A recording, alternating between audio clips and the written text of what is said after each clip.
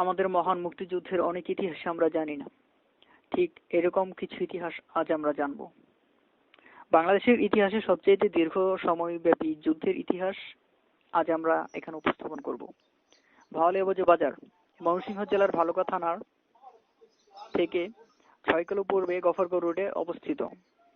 এই বাজারের সাথে মিশে আছে বাংলাদেশের ইতিহাসের সবচেয়ে দীর্ঘ সময়ব্যাপী যুদ্ধের স্মৃতি। এই বাজারে সবচেয়ে বেশি সময় ৩ দিন ব্যাপী যুদ্ধ হয়েছিল।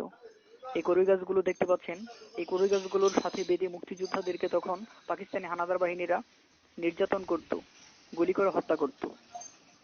তাই এই কড়ই গাছগুলো সেই স্মৃতি বয়ে আছে। এই যে ঘরটা দেখতে পাচ্ছেন, এটা ছিল পাকিস্তানি ক্যাম্প। এখানে মুক্তিযোদ্ধাদেরকে আটকে নির্যাতন করা হতো। আর এই যে বিলটা দেখতে পাচ্ছেন, এই বিলের মধ্যে নৌকা দিয়ে মুক্তিযোদ্ধা এবং পাকিস্তানি হানাদার বাহিনীরা আসতো এবং এখানে সবচেয়ে দীর্ঘব্যাপী যুদ্ধটা হয়েছিল বিলের এপার এবং ওই পারে। আপনারা দেখতে পাচ্ছেন একটি ব্রিজ।